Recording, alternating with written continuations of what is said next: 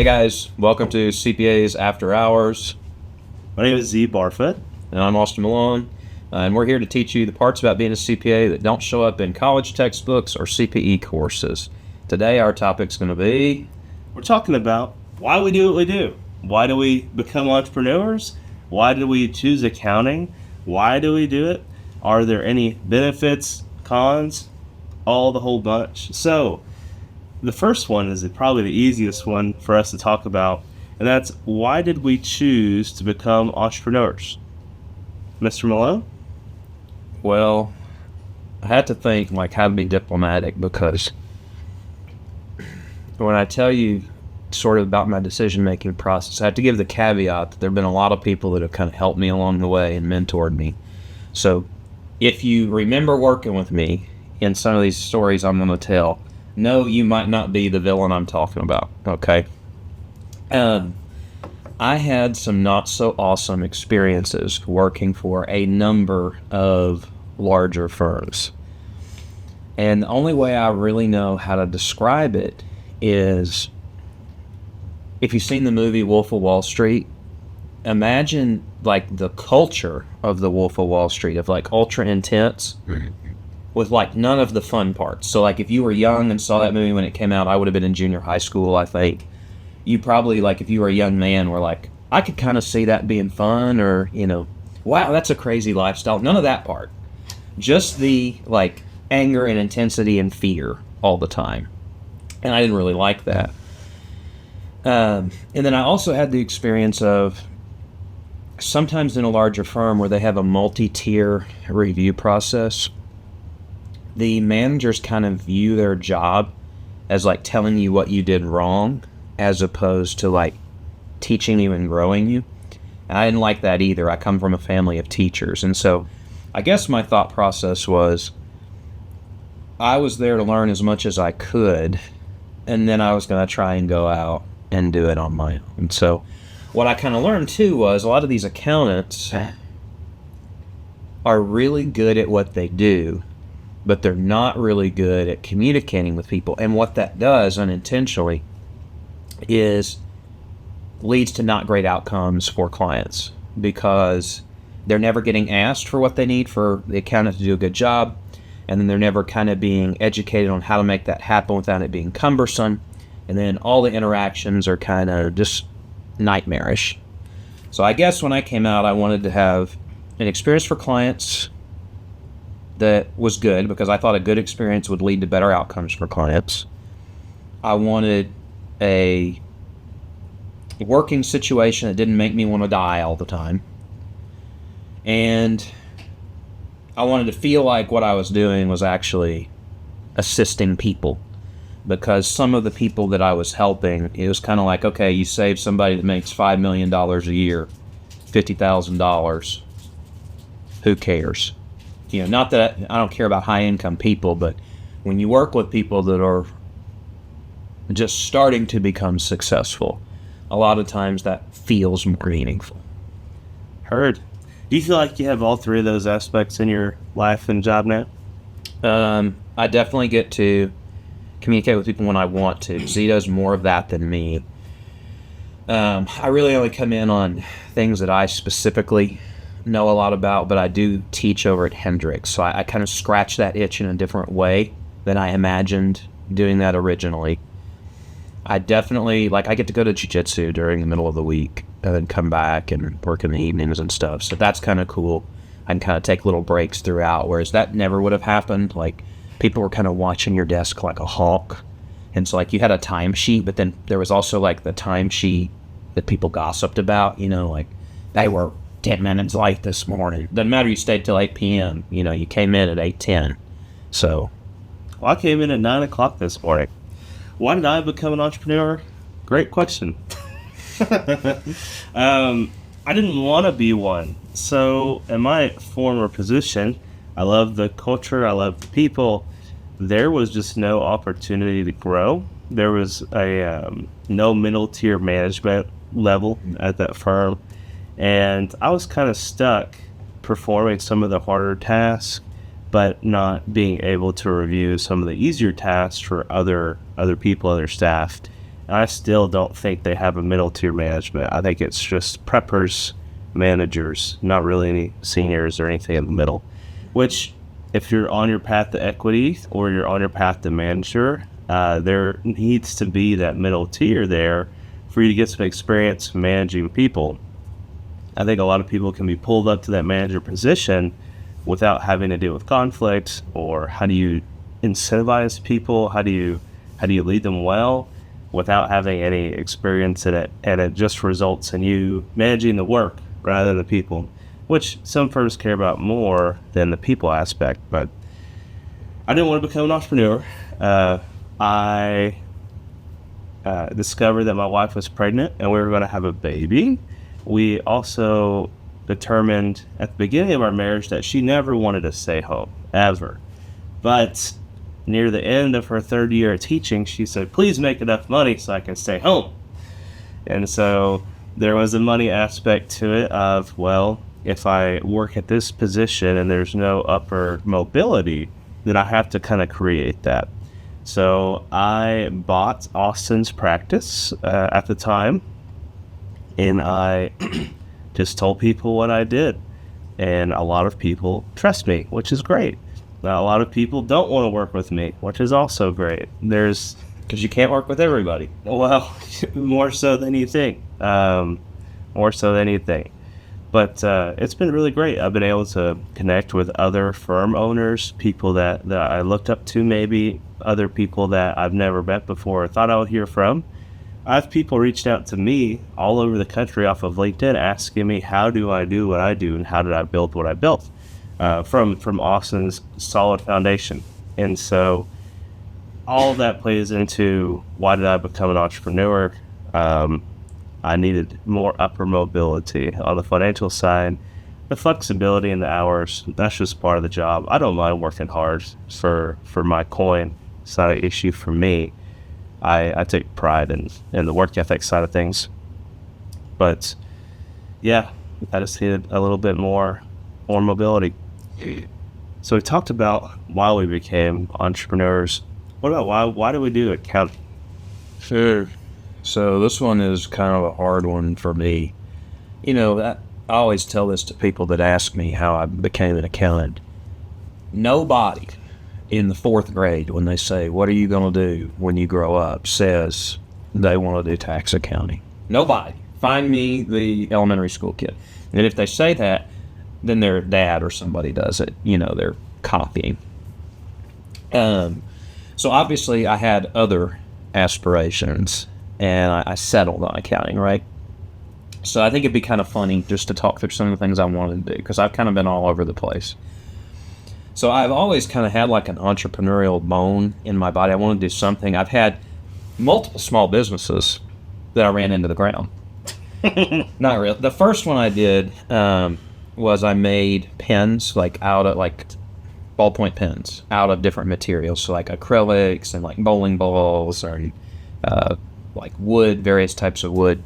And I sold those at trade shows. So I would go around and set up booths, and I'd make a bunch of inventory to sell. And people would do custom orders too. I had a whole inventory page of the materials I had on my website. And I did okay with that. I just didn't understand how to run a business because I was 16. And so I probably didn't make good money hourly.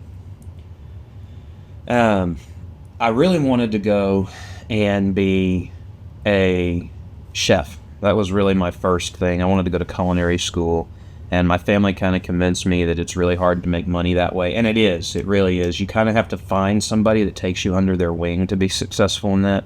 You have to get really good at running a restaurant as an executive chef, and then you have to find an investor to help you start your own restaurant. If you don't negotiate that contract really well, it can be really, really, really tough. And there's a lot of people looking to take advantage of people in the restaurant industry too.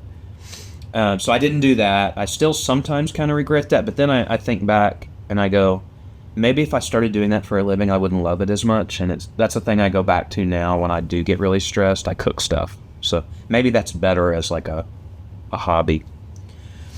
And then my other thing was I wanted to go to barber college. When they vetoed my culinary school idea, I thought it would be a really easy business model to get going, because at the time it's kind of popped off a little bit more since I was in high school, but there really weren't any like nice barbershops for white dudes. Like there is like in the black community this idea of the barbershop, and you go and you like hang out in there, but that really at the time didn't exist for any other communities. And so I thought if you could create that, there might be some good money in there. And you see that now, because now they have whiskey bars in the barber shops, and like some of them have like coffee shops in there. And I just thought the way that you can kind of scale that by renting out more chairs and then opening up another shop and kind of franchising it out made a whole lot of sense. Nobody else agreed with me on that, and my family said they would shun me if I didn't go to regular college. So I went in trying to be an English professor, immediately realized that was going to make me $0. And my advisor told me to try out accounting. And I had taken some accounting classes in high school and did well at them, so I knew I could do it. You always learn more about Austin every time he talks. So that's really, really fun. I started wanting to do mathematics, so I did this thing called Number Sense in general math in school. Number Sense is mental math competition, and so you have 10 minutes, there's 80 questions, you can't skip, you can't write anything down for scratch paperwork. It's all, you put the number on there. If you put a decimal but there's nothing following the decimal, it's wrong, it's incorrect, you can't erase, so you've got to be exact. They scale from negative, I guess if you got every question wrong, you can make it negative 720. You also can't skip questions. Or you can make up to a 400. And so it was really, really fun. To qualify for state in middle school, you had to make like 100 or so, maybe 135 in the 8th grade. And I loved it. I spent a lot of time on it. So I'd make like 300 and something. Just that was my thing. So I went and competed at state. I can't remember my top 3 in state or something. But high school came around, and I didn't have nearly as much time to study. We would be given a class period in middle school to study. In high school, they took that class period out and filled it with Excel class. I don't know, something that was not very useful to me. And instead of spending all my time doing Number Sense, I took accounting because it's mathematics. It should be an easy course. And I learned that I hated accounting because it's processes and it's not math. It's you follow these procedures and you follow these rules in this circumstance to get this certain outcome. That is when I don't think I ever cried in math or accounting. I did cry in calculus one time, but different conversation. I think a lot of people have cried in calculus. Different internal turmoil, man. Like when you go from understanding everything on the first or second try to not for days, that'll mess you up mentally. But all things aside, the accounting thing, I figured out there was a competition with that as well, not just mental math stuff, but you could do the accounting stuff. And I started practicing. I advanced to the regional competition, and then my junior year, I was one spot shy of going to the state competition. And our region won the state competition, so I knew we were in the running for next year to be really good. I assembled a team of my best friends. I said, guys, if you could just study a little bit, this stuff is not very hard. You can get it. If you don't get it, I'll teach you. And then we went the next year. I trained them too good because they both beat me, and then I got third place. And so I realized that I had a passion for teaching, but also for accounting. Went to college. I met Austin when we were tutoring students in Accounting 1, and it's kind of like a supplemental instructor position. We met, hit it off, didn't really talk to him that much after that. I don't know when we rekindled our friendship again. But from there, COVID was a big, I think everybody kind of disappeared off the face of the earth during COVID. I agree. That was my sophomore, I guess your junior year. Also, I was working these ungodly hours for these CPA firms that didn't want to pay me no money, but still wanted to steal my soul. So, It's not a good trade. no, it's not. But people do that in business, period. No, Christian. Anyway, I just found a thing that I was good at, and that turned into a passion for loving what I do. And I think a lot of people think that the path to doing what they love is you find what you love first and then you do it a lot. But I think if you can find something you're really good at and do that a lot over time, that will become what you love to do. So that's my thoughts. From there, we talked about why we went into entrepreneurship, why we went into accounting. Do you like the people aspect of it, or do you like the technical aspect? Because typically, you hear all about accountants, how they all hate people. I wouldn't say either of us hate people. Yeah, I don't hate people. I do hate certain parts of the way the job makes you interact with people. And I think that's kind of where the friction comes in for me. I do really like doing the work, and I like doing a good job for business owners because I feel like I can kind of relate to them. But I don't love, like, occasionally you have people that are difficult to deal with. And so, like, you send, like, a numbered list of, like, 5 things, and they send back, like, 1 thing and then 4 questions, and then you answer the 4 questions, and they send you, like, the second thing, and they tell you they'll get you the other 3 things. And then a week goes by and you follow up with them and they're like, hey, I'm still working on it. And it just stretches on and on and on and on and on. I am one of those people, I think I probably have OCD. I want like a linear path from like when I start something to where I end it. And like this morning I looked in our project manager and there are 170 active projects right now.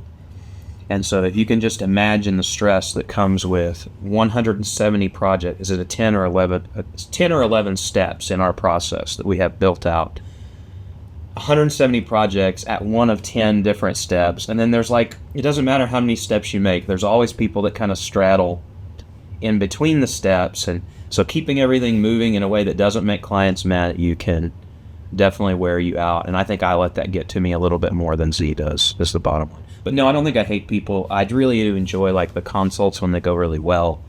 And I do kind of enjoy meeting like people who maybe have had a bad experience with accountants before and kind of just giving them the information and set their minds at ease. I know a lot of times we have them come in and it's just this panic that they have.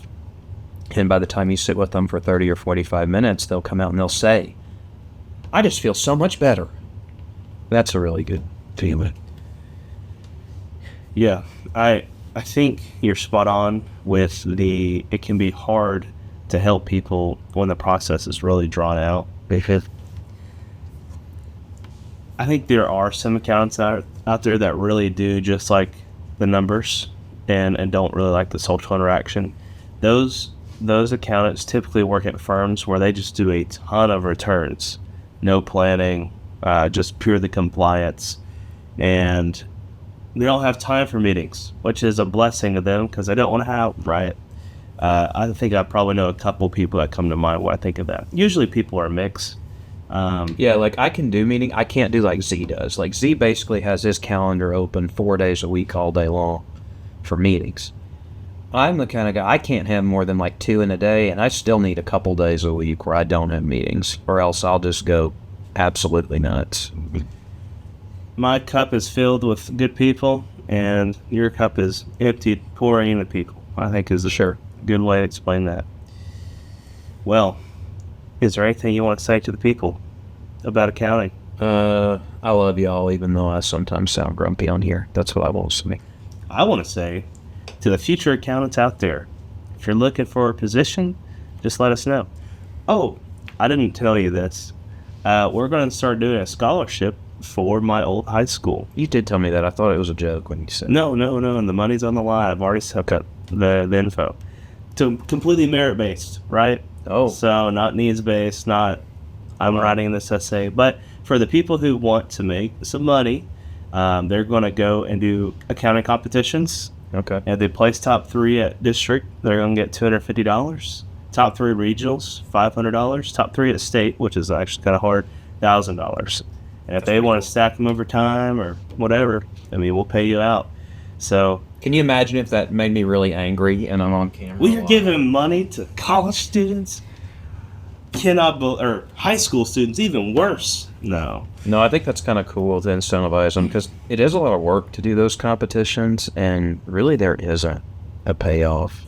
Yeah, unless you go to a school in Texas, and if you place in the top of the state, like you can become really, you can get a scholarship from UIL if you go to a Texas school. I did not, so I got nothing. But I will say, I took a look at everybody who placed in top 5 in the state the year I did it, like the different divisions and stuff. All CPAs. All of them are doing well, like private wealth manager, CPA running a firm, doing really well in a public accounting practice.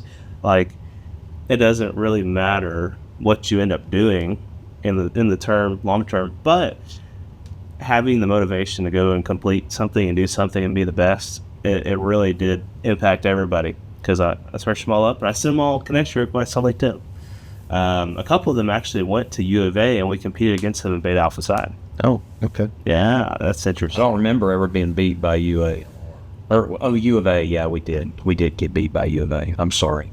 We got so many, the U of A system in Arkansas, if anybody's not from Arkansas, has got so many, and they're not all named U of A. Like Yeah, University of Little Rock, you got up there in Fayetteville. I think there's the UA. Fort Smith. Yeah, UFAS.